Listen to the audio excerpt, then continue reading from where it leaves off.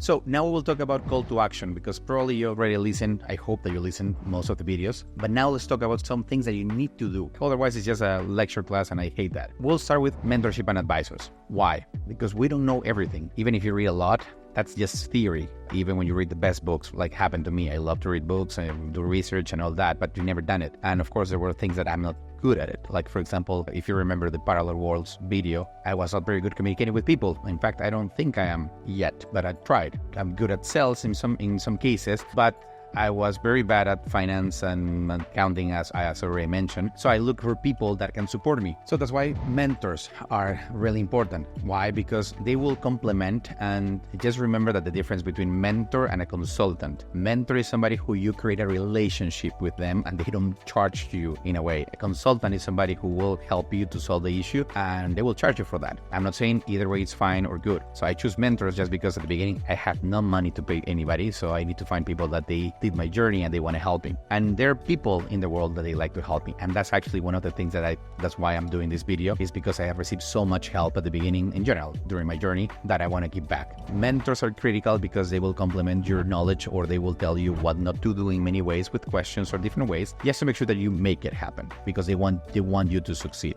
So start looking for help. If you don't know where to find it, network again. Remember the one I mentioned? Your net worth is your network. Start networking. It's really important that you do that. So that's my next call to action. Network. Start meeting people. Don't be afraid. I mean, I don't like to go to network events in general, even today, but I have to do it because that's the only way that you will meet clients, prospects, future employees, people that will help in your life or that you might help. So start networking. Do it. Go to events when you travel abroad. Search for events, because there are events everywhere, online, live, and whatever you do, just do it. You look for mentors. You have to network in order to meet more people and all that. Learning, it's another call to action that I want you to do. What this means: if you don't know how to learn, try to figure out a process. Not everybody learns in the same way. For example, myself, I hated university just because I was listening to somebody. I was not doing it. On top of that, the guy who was teaching me had no idea what he was teaching, but that's separate. In general, there's people that like to read, like myself. I like to read, make mistakes, and keep doing that. There's other people that they don't like books. They like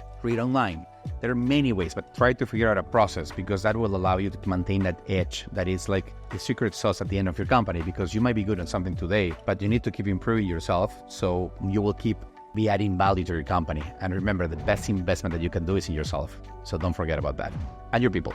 We've been talking about that you need to improve yourself by learning, always invest in you and your people on knowledge and courses and everything, because it's the best investment. You need to search for help, and that's great. But also, you have to have in mind that your company needs to be better every way, every time, or aiming to be a more professional way. This could mean many things. Like, I want to have a board of directors. I want to have a structure. I don't want to be the CEO. I want to bring a C-suite. I want to make this company global. I want to take debt in order to make it better. Whatever you do, have a clear path of that. So if your objective is to transition from a CEO position as a founder, it's a journey. So you need to start thinking like, okay, great, that's gonna take me 3-5 years. I don't know. Whatever you do, try to improve the company in every area. And what I'm saying is not try to change the company from one day to another. If you make incremental changes every day, at the end, you will see the change in the whole company. Try to have that in mind, whatever it is. Last but not least, this is a survival rule that helps a lot. Start learning how to listen to people, employees, customers, because sometimes when an employee said